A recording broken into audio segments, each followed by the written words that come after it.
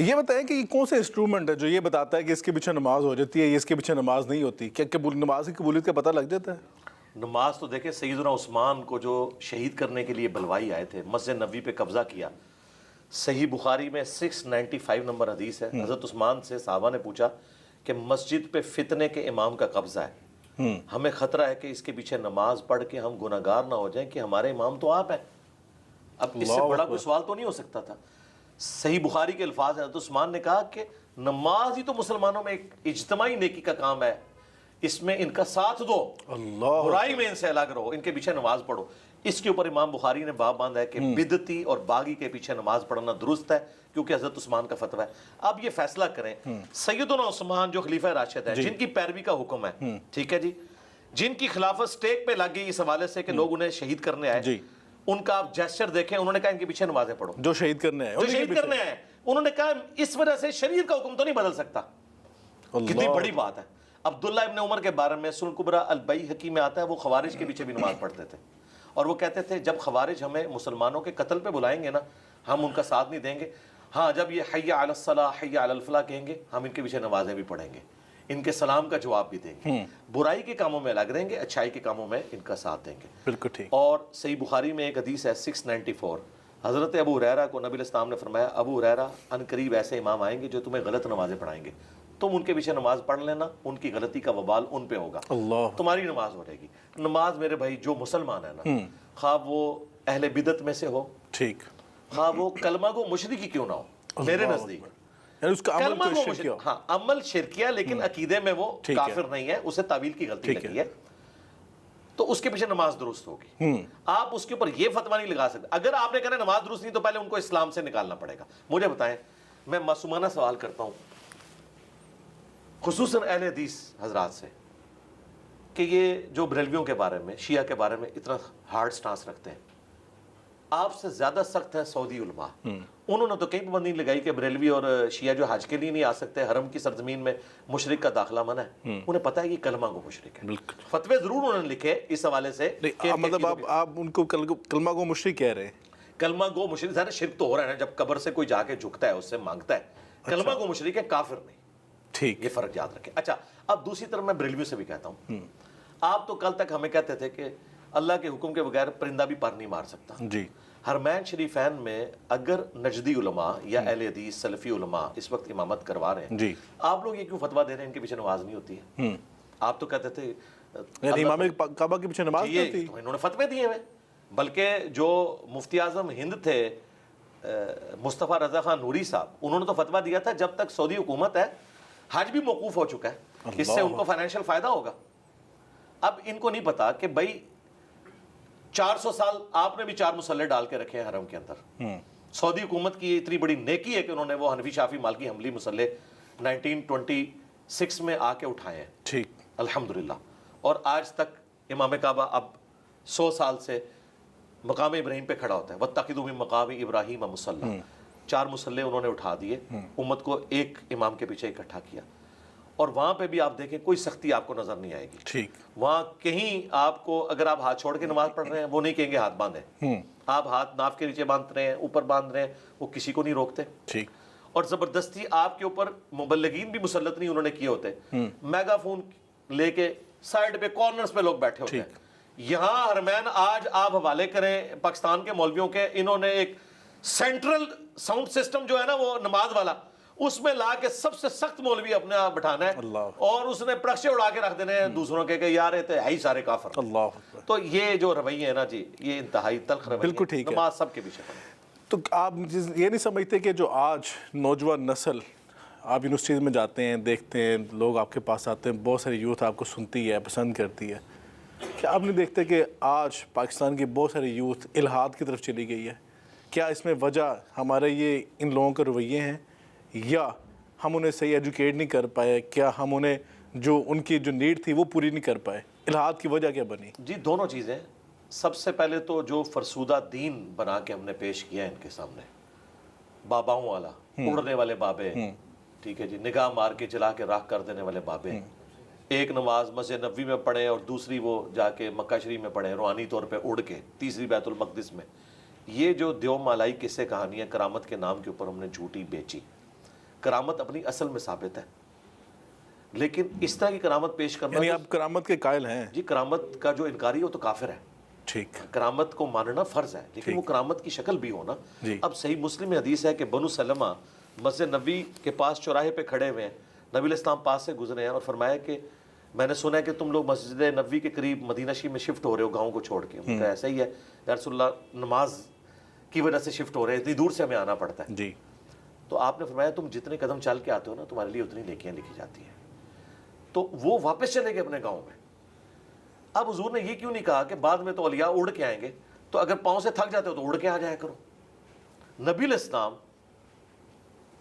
Almost 11 سال مدینہ شریف رہے ہیں، آپ نے کبھی کوئی نماز مکے آ کے نہیں پڑھی روحانی طور پہ، وہیں پڑھی ہے.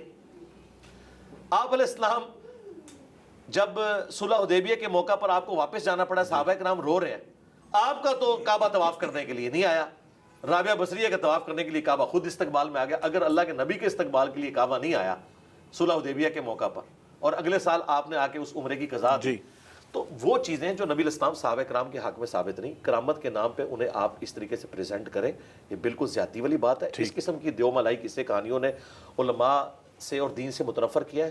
تو میں نے تو یہ بھی جب اقرار کا جو مسئلہ چل رہا تھا تو اس سے میری فون پہ بھی بات ہوئی اس ٹاپک کے اوپر، تو میں نے اس کو بھی کہا تھا کہ دیکھو میں نے ویڈیو ریکارڈ کرائی ہے، اگر کوئی سمجھتا ہے کہ میں روحانی طور پہ کوئی آپریشن کر سکتا ہوں تو یہ بائی پاس کرنا، کیل نکالنا، اس کو تو چھوڑ دو. کوئی نومولود بچے کا ختنہ بغیر بلیڈ مار کے مجھے روحانی طور پہ کر کے بتائے، میں اس کا مرید ہو جاؤں گا. بہت بڑا چیلنج کر دیا. جی بہت چھوٹا چیلنج دیا ہے، بہت بڑا چیلنج کر دیا ہے، لیکن چیلنج چھوٹا سا دیا ہے. بائی پاس نہیں ڈیمانڈ کر رہا، ہڈی جوڑنا یہ ڈیمانڈ نہیں کر رہا. سینسٹیو چیلنج ہے یہ، کیونکہ فزیکلی دیکھا جائے گا یہ بچہ ٹھیک ہے. اس کے آگے بھی میں نے چیلنج دیا کہ اگر نہ ہوا بچوں کو رہنا قربان کرے کہ کسی اور کی مثال بھی دے لے ساتھ. نہیں، بچوں کی ذرا مثال ذرا ایک سافٹ مثال رکھتی ہے. تو اس کے بعد میں نے جو نیگیٹو بات اس اعتبار سے کی تھی کہ اگر بچے کا خطرہ نہ ہوا تو جو یہ دعویٰ کر رہا ہے نا کہ میں کر سکتا ہوں، اس کے ساتھ پھر ڈیش ڈیش ڈیش ہونا چاہیے. اللہ اکبر، یہ تو بہت بڑا آپ نے چیلنج کیا. جی میں چیلنج کیا، یہ میں عوام الناس کو بتانا چاہ رہا ہوں کہ یہ سب کچھ فراڈ کر رہے ہیں، جھوٹ پہ مبنی. اگر ڈیوڈ کاپر فیلڈ پاکستان میں آ جائے، جو کچھ اس نے کیا ہے، اسٹیچو آف لبرٹی غائب کر کے بتایا ایلوژن کی وجہ سے، وہ فزیکلی انہوں نے ایک وہ بڑا سا رکھا ہوا تھا، اسے موو کر دیا تو نظر آیا کہ غائب ہو گیا. دیوار چین سے وہ گزر گیا، جسم کے 2 ٹکڑے کر کے اور جوڑنا، ٹھیک ہے، ہوا میں اڑ کے دکھانا، سب کیمرے کا پانی پہ چل کے. انہوں نے تو کہنا یہ غوث وقت ہے، اور وہ نہیں دعویٰ کر رہا میں آنکھوں کا دھوکہ کروں، کیمرے کا ٹرک ہے. ٹھیک. اور ہمیں کیا آپ یہ سمجھتے ہیں کہ ٹرک اور کیمرے کا دھوکہ ہے یہ؟ جی بالکل ایسا ہی ہے، فزیکلی ایسا ہو ہی نہیں سکتا بھائی. ٹھیک، کیسے ہو سکتا ہے؟ بالکل ٹھیک ہے، بالکل پاسبل. ٹھیک ہے. ایک دو مسئلہ یہ ہو گیا کہ نوجوان نسل اس وجہ سے دور ہو رہی ہے، یعنی دین کی غلط پکچر، ٹھیک ہے، جو پرسیپشن غلط بتائی جا رہی ہے. دوسرا یہ بتائیے کہ جو ابھی ہمارے حالیہ انتخابات پاکستان میں ہوئے، دینی جماعتیں جو الیکشن کا حصہ بنتی ہیں، ان کا جو حال ہوا آپ نے دیکھا، پوری قوم نے دیکھا کہ کہیں سے ہمیں 400 ووٹ ملے ہیں، کہیں سے 300 ووٹ ملے ہیں، کہیں سے 200 ووٹ ملا ہے، کہیں سے ضمانت ضبط ہو گئی ہے. تو کیا نوجوان نسل دینی جماعتوں پہ اعتبار ختم ہو گیا، یہ ہمارے دینی جماعتوں کا بیانیہ ٹھیک نہیں رہا؟ دیکھیں بعض جماعتوں کو جو یہ 300 ووٹ ملے، میں تو بہت خوش ہوں اندر سے. اس کی کیا وجہ ہے؟ اس کی وجہ یہ ہے کہ وہ فرقے کی جماعتیں ہیں. یہ اگر جماعتیں حکومت میں آئیں، یہ حکومت میں نہ ہو تو روڈز بلاک کر دیتی ہیں. نہیں تو سیاسی جماعتوں میں تو فرقے کے لوگ موجود ہیں. نہیں وہ موجود ہیں، لیکن ان کا ڈنگ نکلا ہوا ہے. وہ جو فرقے کے لوگ ہیں، آپ دیکھیں پی ٹی آئی میں آپ کو اہل حدیث بھی نظر آئیں گے، دیوبند بھی نظر آئیں گے، بریلوی بھی نظر آئیں گے. نون لیگ کے اندر آپ کو اہل حدیث بھی نظر آئیں گے، آپ کو دیوبند بھی نظر آئیں گے. وہ نماز پڑھ لیتے ہیں دوسرے کے پیچھے، وہ پڑھتے ہیں ایک دوسرے کے پیچھے. اچھا، کوئی ایسا مسئلہ نہیں، وہ سارے کام کرتے ہیں. ٹھیک. اچھا، لیکن جو مذہبی جماعتیں، اور ان میں جماعت اسلامی کا ذکر نہیں کر رہا. اچھا، اس کی وجہ ہے کہ وہ ایک فرقے کی جماعت نہیں ہے. وہ سب کے ساتھ ٹالرنس والا معاملہ رکھتے ہیں. ان کی مساجد میں اگر آپ اونچی آمین کہتے ہیں، اگرچہ ان کا امام حنفی ہوتا ہے، وہ آپ کو مارتے پیٹتے نہیں، رفع الیدین کہنے کے اوپر ڈانٹتے نہیں ہیں. میں فرقہ وارانہ جو جماعتیں ہیں، نام لیے بغیر، کیونکہ آپ کے چینل کی پالیسی ہے، اگر میں اپنی والی سیٹ پہ ہوتا تو نام لے دیتا، آپ کے چینل کی وجہ سے میں کہہ رہا ہوں. اللہ نہ کرے کہ ان کی حکومت آئے. یہ وہ لوگ ہیں کہ جن لوگوں نے حکومت میں نہ ہوتے ہوئے عوام الناس کے ساتھ جو حشر نشر کیا ہے، حتیٰ کہ اسٹیبلشمنٹ بھی ان کے سامنے بعض اوقات گھٹنے ٹیک گی.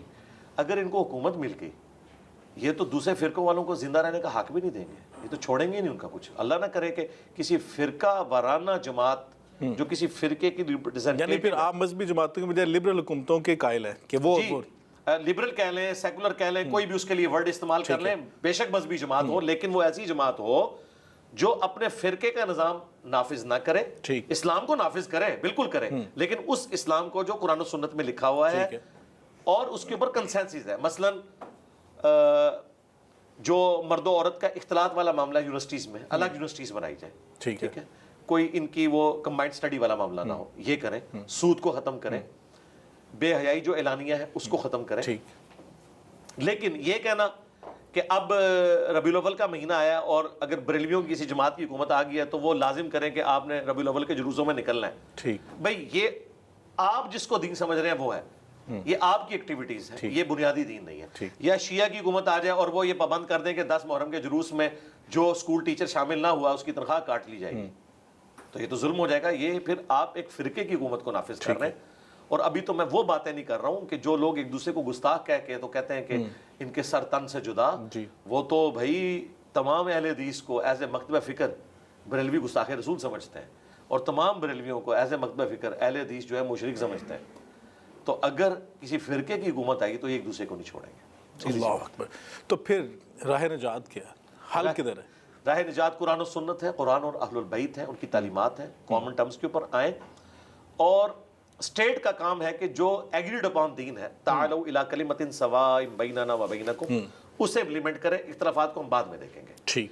کسی فرقے کا اختلاف ہے سود کے اوپر نہیں, اسی طریقے سے کسی فرقے کا اختلاف ہے کہ مرد و عورت کا اختلاط جو ہے وہ یونیورسٹیز اور کالجز میں ضرور ہونا چاہیے. سب کہتے ہیں اللہ تعالیٰ, ٹھیک ہے, یعنی جو کامن ویلیوز ہیں, جو مشترکات ہیں, اس پہ اکٹھا کیا جائے. جی اس کے اوپر اکٹھا کیا جائے. ٹھیک ہو گیا.